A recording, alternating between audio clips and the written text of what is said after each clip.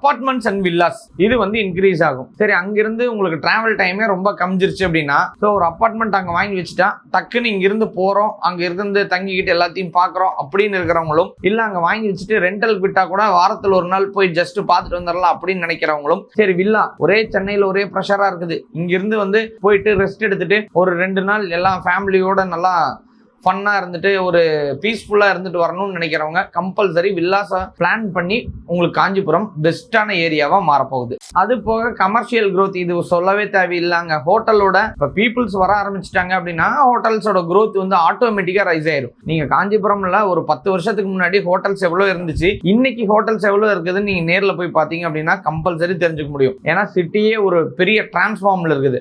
இதுலேயும் after metro 2 expansion முடிஞ்சது அப்படின்னா மிகப்பெரிய ஒரு டிரான்ஸ்ஃபர்மேஷன் வந்து கிடைக்கும். அப்புறம் இண்டஸ்ட்ரியல் எக்ஸ்பேன்ஷனை பொறுத்தவரையிலும் பார்த்தீங்க அப்படின்னா ஒரக்கடம் டு ஸ்ரீபெரும்புதூர் பெல்ட் க்ளோஸாக இருக்கிறதுனால கம்பல்சரி இங்கே வந்து இண்டஸ்ட்ரிக்கு ரெண்டல் டிமாண்ட்ஸ் வந்து அதிகமாகும். இதை பேஸ் பண்ணி அங்கிருந்துட்டு காஞ்சிபுரம்ல இருந்துட்டு இங்கே வந்து இண்டஸ்ட்ரிக்கு வந்து போகிறதுக்கான ரெண்டலுக்கு வந்து இருக்கிறவங்க அதிகமாக வருவாங்க. அதனால டிமாண்டும் அதிகமாக இருக்கிறதுக்கு சான்சஸ் இருக்குது.